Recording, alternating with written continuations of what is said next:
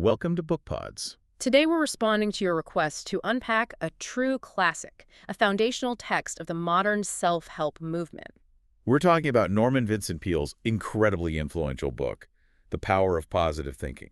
It's a book that really defined an era. It was published back in 1952, and it sold over 5 million copies worldwide. And Peale himself was this huge public figure, an American minister, but also one of the most recognized motivational speakers of the 20th century. He even received the Presidential Medal of Freedom. His impact on how we think about motivation is just, well, it's undeniable. But the book has always had this fascinating duality to it, hasn't it? Absolutely. On one side, you've got millions of readers who swear by it, crediting it with these huge real-world transformations in their lives. And on the other side. A lot of critical feedback. A lot. Remember, Peale wasn't a scientist. He wasn't a psychologist. Right. He was coming from a spiritual background. Which led many thinkers at the time to dismiss his ideas as, maybe overly simplistic, or even worse, as emotionally repressive. And that tension is exactly why we're doing this deep dive. Our mission here isn't to get into the theological debates. It's to sift through it all and pull out the most practical, actionable strategies for you. We want to find what holds up today. To give you the mental toolkit he was advocating for, kind of stripped of the dogma. Exactly. So let's get into it. Okay, let's start with the absolute core of his philosophy, this idea of shifting your mental engine. He says lasting change is just impossible without first changing your mindset. He calls self-confidence the magic thing, the key that unlocks both happiness and success. And he spends a lot of time on the enemy of that confidence, which he calls the inferiority complex. Right, this deep-seated feeling of, just not being good enough. He believed it almost always comes from childhood. Like being constantly compared to a sibling who got better grades or something like that. Exactly. Or some early, maybe traumatic sense of failure that just sticks with you. And that creates this self-limiting belief that you're just, I guess, meant for an average life. And what's so interesting is his point that real-life success doesn't really correlate with school grades. But if you believe you're an average student, you carry that story with you. And it becomes a self-fulfilling prophecy. A perfect example of one. If you start a new job expecting to fail, your brain will unconsciously look for ways to make that happen. So how do we break that cycle? Well, his solution is immediate. He says your attitude is stronger than any problem you face. You have to break that negative self-image right away. Through visualization. Yes, but a specific kind. And this is where it gets really interesting because he describes a technique that's now heavily backed by motivational science. Okay. It's called mental contrasting. Mental contrasting. So it's not just think happy thoughts. Not at all. It's much more sophisticated. It's a two-step process. First, you vividly, intensely imagine the positive outcome you want. Your life in 6 months, goals achieved, that kind of thing. The fun part, yes. But then, and this is the crucial step, you immediately contrast that beautiful vision with the real obstacles. The problems you know you're going to face. The internal weaknesses, the external hurdles, everything.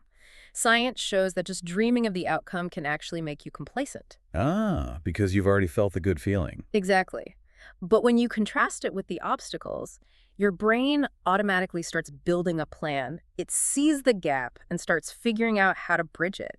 It's proven to lead to real behavioral change. That is a powerful tool. Okay, so if self-belief is the foundation, what's next? Next, he moves to building the walls of the structure. Yeah. Cultivating a peaceful and powerful mind. A peaceful mind generates power. That's his core link. He insists that those persistent negative thoughts are the primary reason we lose energy and get into trouble. It's all about mental hygiene then. Totally. His first technique is what he calls emptying the mind. Twice a day, if you can, you consciously sweep out the fears, the insecurities, the resentments. Like a deliberate mental detox. Right. And then you don't just leave that space empty. You have to fill it. You fill it with positive, creative, healthy thoughts and images. You're replacing the clutter with intention. And if that feels like too much, he offers something simpler. The practice of silence. Just 15 minutes a day, sit quietly in complete silence. He says it has this healing, strengthening effect. He tells that story about his friends, Andy and Buddy, right? Yes, it's a great illustration. Andy can't sleep because he watches the disturbing evening news and his mind just spins with anxiety. But Buddy watches the same news and sleeps like a baby. Because Buddy has a routine. In his case, it was prayer. But Peele's point is that the function of the ritual is what matters. It's a deliberate act to change your mental state from stress to calm. It's that moment of intentionally letting go. Right. And that leads perfectly into his third major idea, Right. how to maintain constant energy and vitality. Mind-body connection. A huge part of his work, and pretty revolutionary for the 1950s. He says that simply thinking you're tired can make you physically exhausted, even if you haven't done anything. Our emotional state dictates our physical state. And our mental state dictates our emotional state. It's a chain reaction. So his formula for high energy is holistic. It has to be. Body, mind, and spirit in harmony. Physically, it's the stuff we all know. Good diet, sleep, exercise. The non-negotiables. But he argues most of our long-term energy comes from the mental and spiritual side. Cultivating positive thoughts, focusing on strengths, doing things that bring you joy. And he also talks about energy leaks. Yes, this is crucial. These are the unacknowledged emotional burdens, especially things like guilt and fear. Which brings up the story of Sam, the businessman. Such a powerful story. Sam was suffering from severe insomnia, total anxiety. No medication was working. Because the root cause wasn't physical. Exactly. Peele helped him identify what he called the two guests in his bed every night. The fear of public shame over an affair and the crushing guilt. And once he faced that, accepted his mistakes, and took action to get forgiveness. His sleep returned. His energy came back almost immediately. He had sealed the energy leak. But I want to pause here because this is where the criticism really comes in, right? It is. A critic would say, look, he's treating what could be severe anxiety or depression with just an attitude adjustment. Isn't that dangerous? That's the essential question. And I think the distinction Peele would make is that his approach isn't a replacement for medical care. It's about addressing the spiritual drain that comes from deep emotional conflict. So for Sam, it wasn't a chemical imbalance. It was a moral conflict that was draining his life force. Exactly. Sealing that leak allowed his body and mind to start healing. It's a key distinction for anyone listening. Okay, so let's move into action. How do we apply this? This is where Peele's ideas of faith come in, but he presents them as universal principles. He says to be physically healthy, you have to be spiritually healthy. Which, in a secular sense, means having a belief in something bigger than yourself. A purpose that gives you hope and resilience. And this faith is meant to be active, not passive. Right. He gives this very practical formula for success from a businessman named Bill. It's 3 steps. Prioritize, picturize, and actualize. Prioritize. Yeah. That means defining the problem clearly and what? Turning it over to a higher power. Or, to translate it, submitting the problem to a larger framework. Trusting in universal principles or your own moral compass to guide you. Taking it out of your own anxious hands. Then picturize. This is that intense visualization again, creating a super sharp mental image or even a physical picture of the outcome you want. And finally, actualize. Yeah. How does focusing on a picture make something happen? This is where modern brain science offers a fascinating explanation. It's about priming what's called the reticular activating system, or the RAS. Okay. The RAS is like the filter for your brain. By focusing intently on a goal, a new car, a successful project, you're telling your brain, pay attention to things related to this. So you start noticing opportunities that were always there, but you were blind to them before. That's it. You're not magically changing reality. You're changing your ability to perceive and act on reality. You make your own luck. That makes so much sense. Okay, let's talk about the flip side.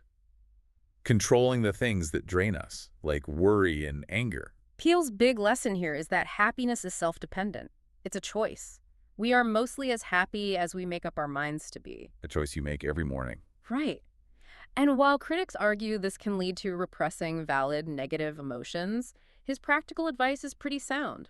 He talks about living in day-tight compartments. Don't borrow tomorrow's trouble, basically. Solve today's problems today. Exactly. He quotes this simple philosophy from a man named H.C. Matorn.